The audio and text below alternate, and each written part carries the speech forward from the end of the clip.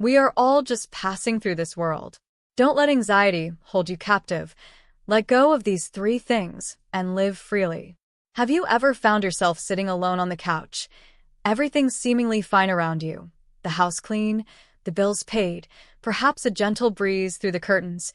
Yet deep inside, you still let out a heavy sigh? It might be the memory of someone you lost long ago. It might be the anxiety over something that hasn't even happened yet.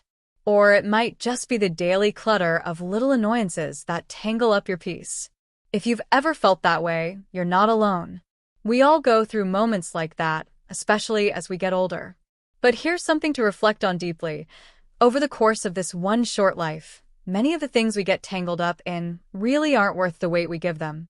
A wise Buddhist monk once said, "We're all just travelers through this human world.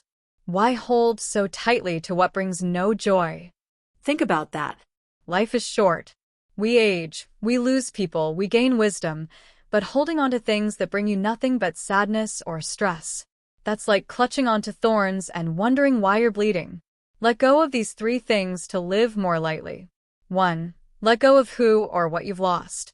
As we walk through the years, be it your 60s, 70s, or 80s, the truth becomes more evident. People leave. Sometimes it's death, sometimes it's distance, sometimes it's just the silent fade of time. But instead of constantly mourning those who are gone, we need to shift our focus and start treasuring those who are still with us. Don't keep turning the pages backward.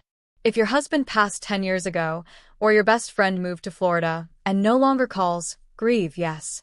But don't live inside that grief forever. You're still alive. There are still sunrises meant for your eyes.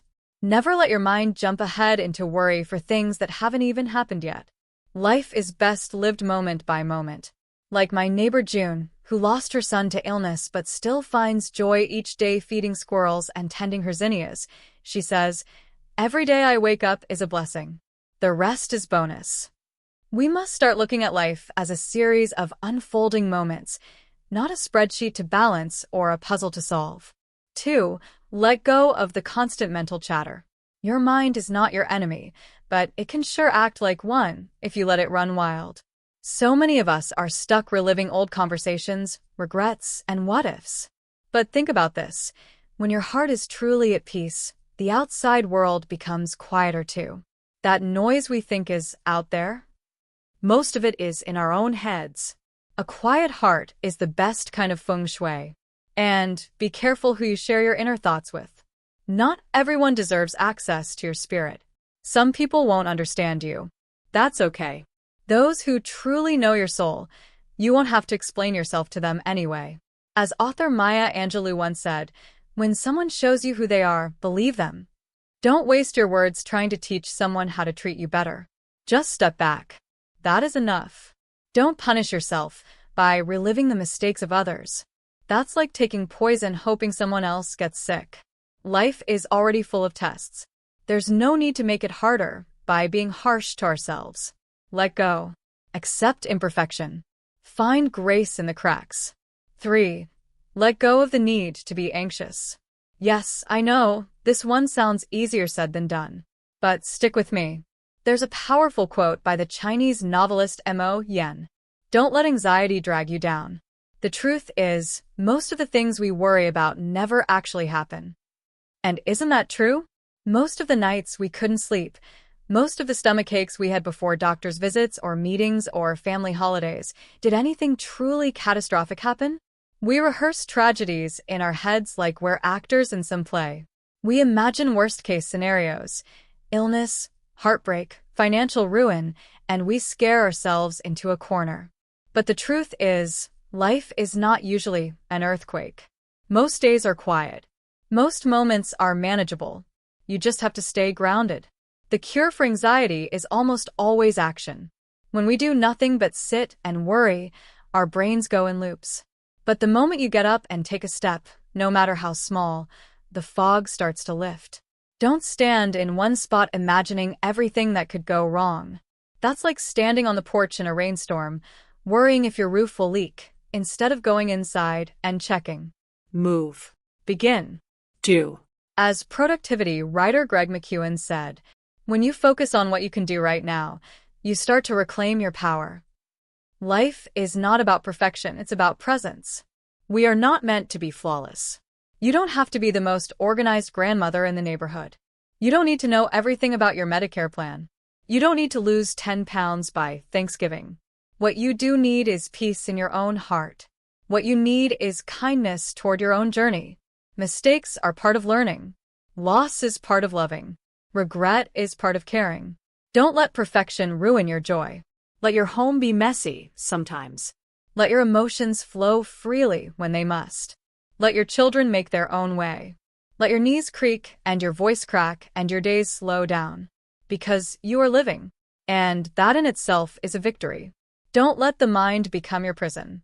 It's tempting to believe that once we're older, we'll stop worrying. But worry doesn't age out. If anything, it changes shape. It might turn from job stress to health stress, or from financial worries to fears of loneliness. But here's the thing. The mind is a tool, not a master. You can choose what you feed it. Feed it memories of joy. Feed it stories of survival. Feed it faith in the unknown.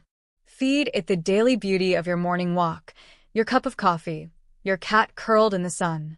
Because, listen carefully, your anxious thoughts are not reality. They are just one version of a story your brain made up. You can always change the story. In the end, it's about how you feel. When we arrive at the end of this life, whenever that may be, it won't matter whether we kept a spotless kitchen or had a 5-year plan. What will matter is how we felt. Did we laugh with our grandchildren? Did we forgive our siblings? Did we smile at the stranger at the pharmacy? That's what you'll remember. That's what your spirit will carry. So, don't race through your life with a clenched jaw and a tight chest. Loosen up. Even if your progress is slow, even if you're just walking with a cane now, keep going. With calm. With heart. Final thoughts. One small step is greater than 1,000 worries. As speaker and entrepreneur Rory Vaden once said, success is not owned. It is leased. And the rent is due every day. Take that to heart. You don't have to solve everything today. You just have to take one solid, thoughtful step. Let anxiety go. It's not helping you. It's only stealing your time. Even if your life has been full of caution and fear and overthinking, there's still time to change the story.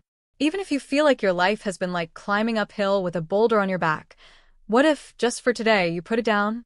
You may not get the perfect life, but you can still have a peaceful one. So walk slowly. Smile freely.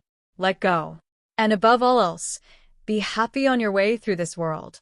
Because we are all, truly, just passing through.